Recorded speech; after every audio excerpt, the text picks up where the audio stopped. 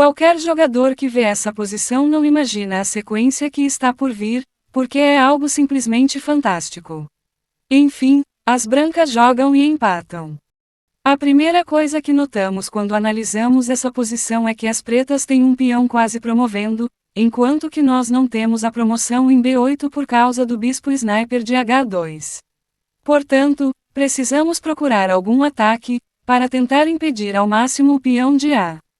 Cavalo H8. Esse lance é o único que toma alguma iniciativa e busca explorar o tema do peão de F, que irá capturar em G7 e promover se o rei preto permitir e for para a coluna E.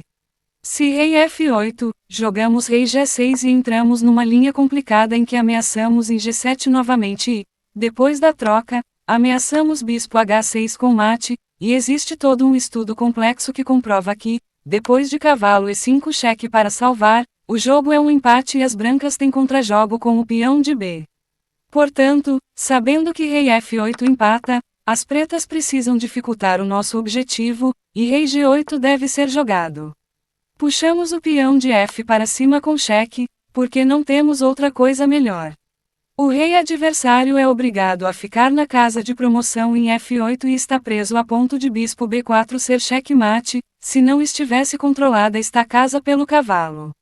Nessa posição temos o lance-chave do problema, que é o único recurso para empatar. E aliás, na verdade, se parássemos para pensar, qualquer plano de ataque está paralisado, seja com a promoção em B8 ou alguma manobra de bispo para a diagonal de mate ao rei.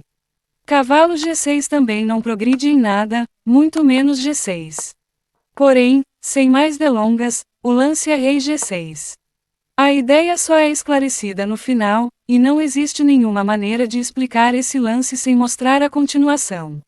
Bem, a verdade é que não estamos ameaçando nada, então as pretas devem jogar uma tentativa de atingir a vitória e promover rapidamente, com A2.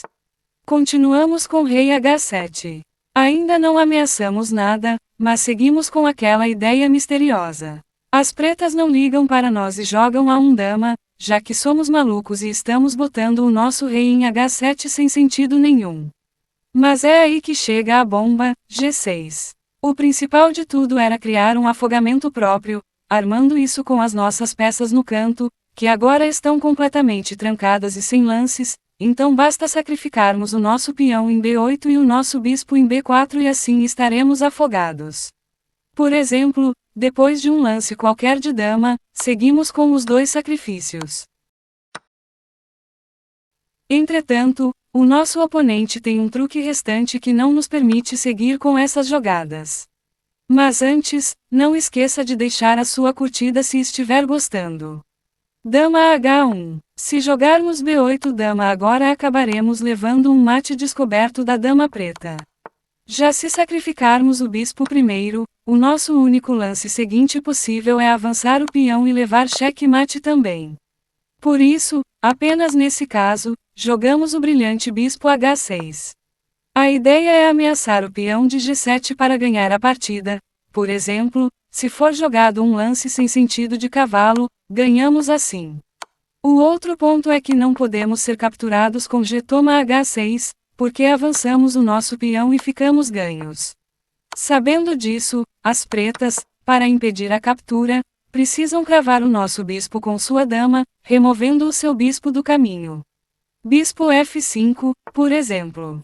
Mas aí nós não precisamos nem pensar e podemos promover e sacrificar o peão com cheque, que nem antes, e formar essa linda posição de afogamento.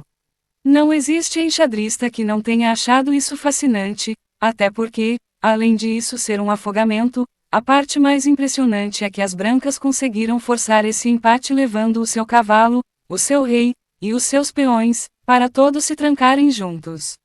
Enfim, retribua o valor desse problema com uma curtida, e assista também esse vídeo, que mostra um problema curto mas simplesmente inacreditável, que mostra porque apenas um desses 3 lances ganha e como. Você vai se surpreender.